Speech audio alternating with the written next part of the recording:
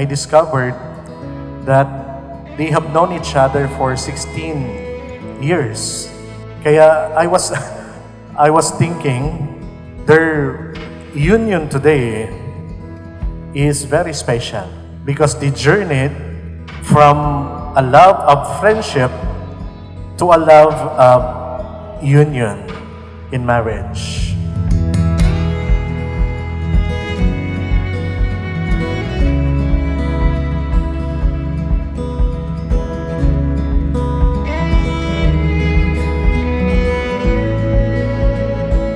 Wishing you all the best on your wedding day.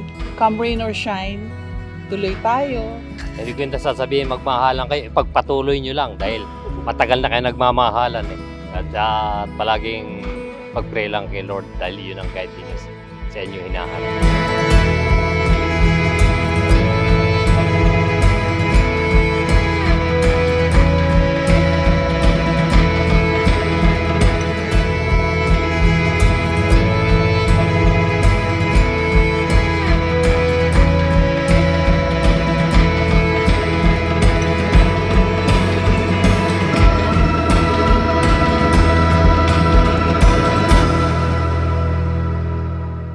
Dami kami pinagdaan.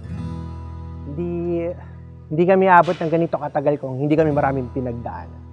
And I think this is the perfect time para magkaroon talaga kami ng church wedding.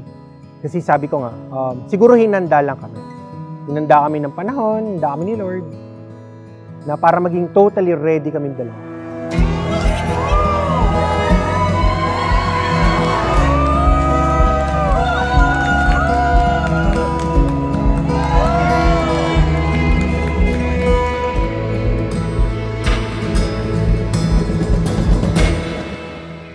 And it is said that the love of friendship is one of the most beautiful kind of love. Kaya Anelo and Maria Vita, huwag niyo nang ipagpalit ang love na ito. Sa hospital. Sa Chinese din. Nasa ER siya, pero ako nasa lab. Kasi yun, parang nagulat ako may taga-lab. Sabi ko, baka magpapacheck up or something. Sabi. Ma'am, papacheck up ka ba or what? Siyempre, pakita yung konti, may tsura. Kahit hindi ako dapat mag-extract ng dugo, bumababa ako sa ER eh. Grace never failing, you're all consuming. May, siyempre dapat may pa-letter daw. So love, this is it. It's been a long time in the making pero we managed to conquer lahat ng challenges. Thank you for being my rock when I'm at my weakest. Cheers to forever. I love you so much. I'll see you later. Let's seal this day. P.S. Alam ko ayaw mo twinning pero wala ka na choice sa shoes natin. I hope you like it. Oh, syempre! Sure pa sneakers na. Oh, di ba? Ay! Kakuntsaba ka! New mercies rising,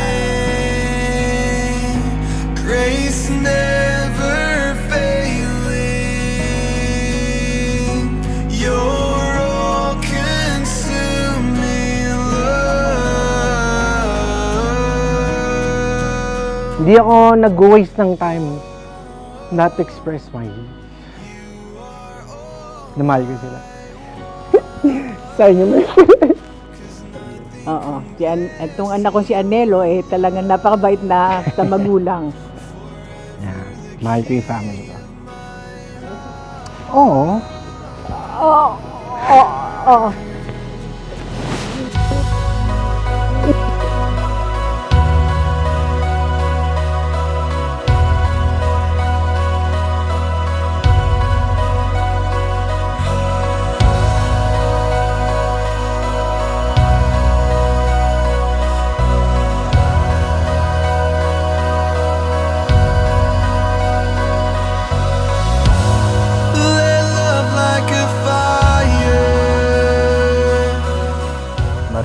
Anita Marasigan, did you come here of your own free will to bind yourself forever in the love and service of your husband?